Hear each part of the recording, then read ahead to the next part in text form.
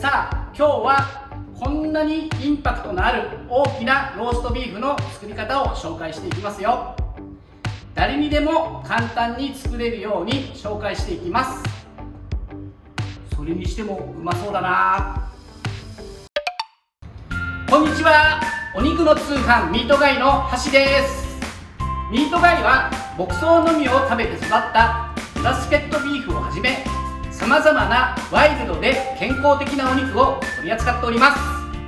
YouTube ではステーキの焼き方や世界の肉料理レシピなどさまざま配信していますので、ぜひご覧くださいね。今日は簡単なのに絶品なローストビーフの作り方をご紹介します。材料の紹介です。まずオリーブオイル、ニンニク、ローズマリー、いい匂いです。そして塩コショウ、そしてミートガイのリブロースブロック 800g、 そして上手に仕上げるために温度計があると最高です。あとこういった大きめのジッパーバッグをご用意ください。まずはこのリブロースブロックを調理する30分から1時間前に冷蔵庫から出して室温に戻しておきましょう。室温に戻しておくことで肉の外側内側の温度差が小さくなり、ムラなく焼き上げることができます。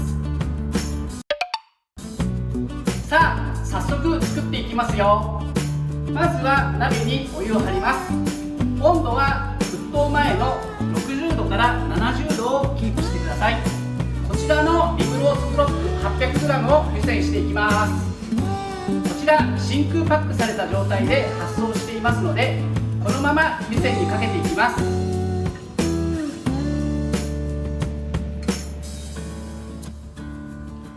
湯煎にかけて60度から70度に温度を保った状態で1時間半ほど待ちましょう。15分ごとに上下を入れ替えて熱がまんべんなく行き渡るようにします。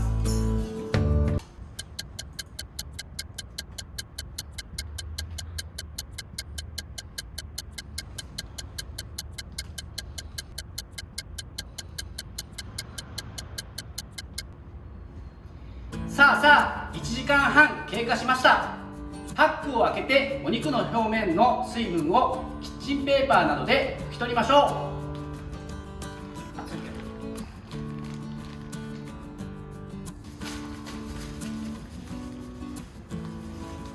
う。よし、オリーブオイル、塩コショウをまぶします。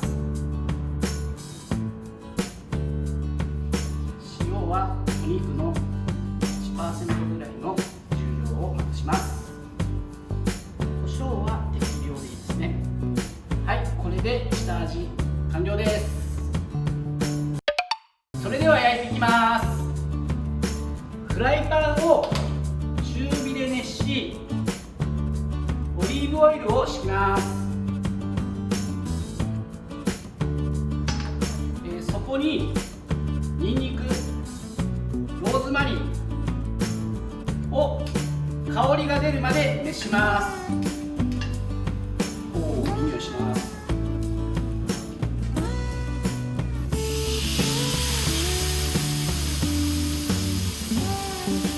焦げないように表面を確認しながら焼いていきます。全面きれいに焼き色をつけましょう。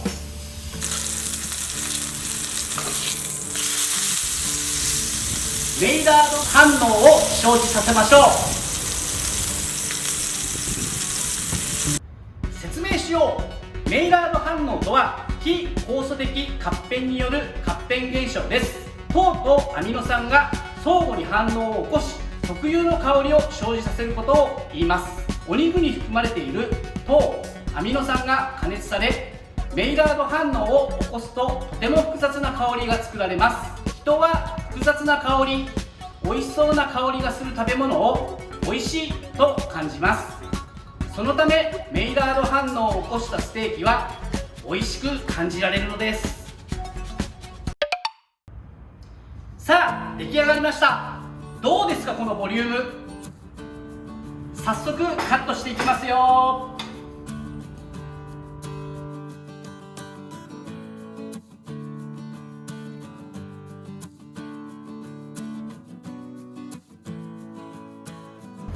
肉汁滴ってます。美味しそうです。食べたい。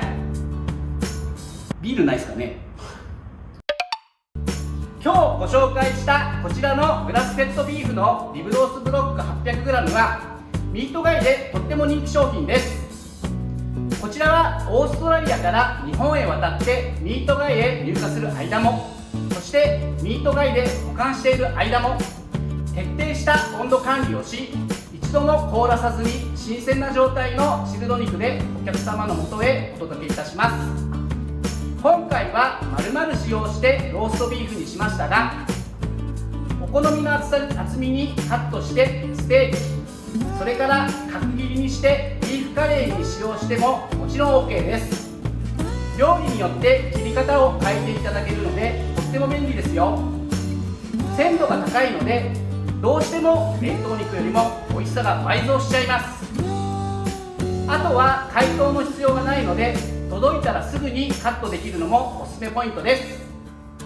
とにかく美味しいお肉がすぐに食べたいという方はこちらのチルド肉がおすすめですよ。お店へのリンクは概要欄にあります。その他チルド肉のラインナップは今日ご紹介したリブロースブロックの 800g、 この倍の大きさの 1600g、 ちょっとちっちゃめの 500g、 そしてサーロインブロックの 2kg、 1kg、 500g があります。サーロインでローストビーフを作ってみるのも違いが分かって楽しそうですね。皆様いかがでしたでしょうか。完璧なローストビーフのレシピ、ぜひ試してみてくださいね。